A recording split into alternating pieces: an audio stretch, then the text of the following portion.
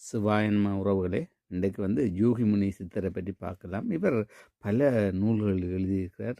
பல சித்தர்களும் இந்த யூகிமுனி சித்தரை பற்றி சொல்லியிருக்கிறார். தங்க பாடல்கள் அகத்தியர் உட்பட யூகிமுனி சித்தர் சொல்கிறார், இந்த பரிபூர்ணம் 200 சிவபெருமான் உமைக்கு சொல்லவாம், உமை மகிழ்ச்சி அடைந்து நந்திக்கு சொல்ல, நந்தி மகிழ்ச்சி அடைந்து தன்வந்திரிக்கு உரைக்க, தன்வந்திரி அஸ்வினிக்கு சொல்ல, அவர் மூலம் இவர் இதை அறிஞ்சு கொண்டதாக சொல்கிறார். இந்த பாடலில் இவர் பல பாடல்கள் எழுதியிருக்கிறார்.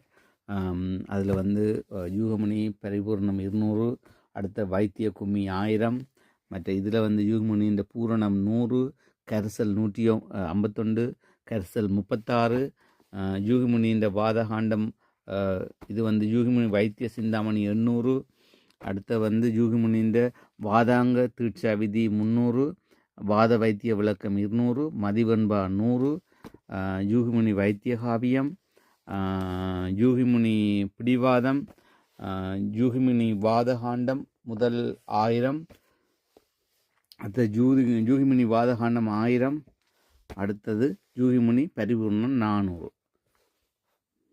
மற்றது யூகிமினி 100ல் அது எப்படி வந்தாண்டு யூகிமினி சித்தர் சொல்கிறார்.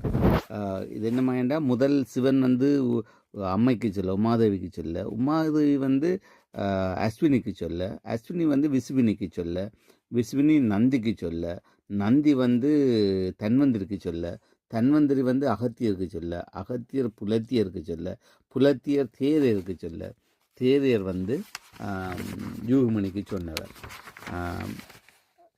யூகிமணிக்கு சொன்னார். அப்போ பாருங்கோ, இந்த இறைவன், இந்த சிவபெருமான் ஈசன் எங்களுக்காக, இந்த இனத்துக்காக எவ்வளவு எல்லாத்தையும் எங்களுக்கு தாரார். பார்த்தீங்களோ, எவ்வளவு விதமான கலைகளை, உன்னதமான நிலைகளை, இந்த இந்த இந்த நிலைகள் தமிழர்களை தவிர வேறு எங்கும் இல்லை. அதெல்லாம் தமிழ் ஒரு பெரிய ஒரு திறப்பு.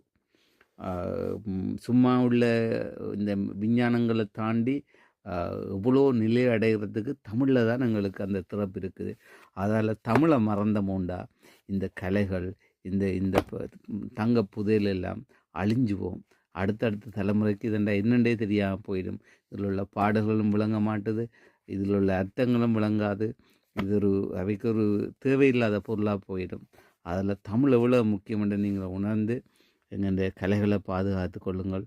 மதம் மாறி எங்கள் பண்பாட்டை மறந்து எங்கள் தொன்மைகளை அழியாமல் நீங்கள் மதமாக இருந்தாலும் தமிழை பேசினா அது இறைவன் தந்த மொழி. சிவன் தமிழர்களுக்கு தந்த மொழி தான் தமிழ்.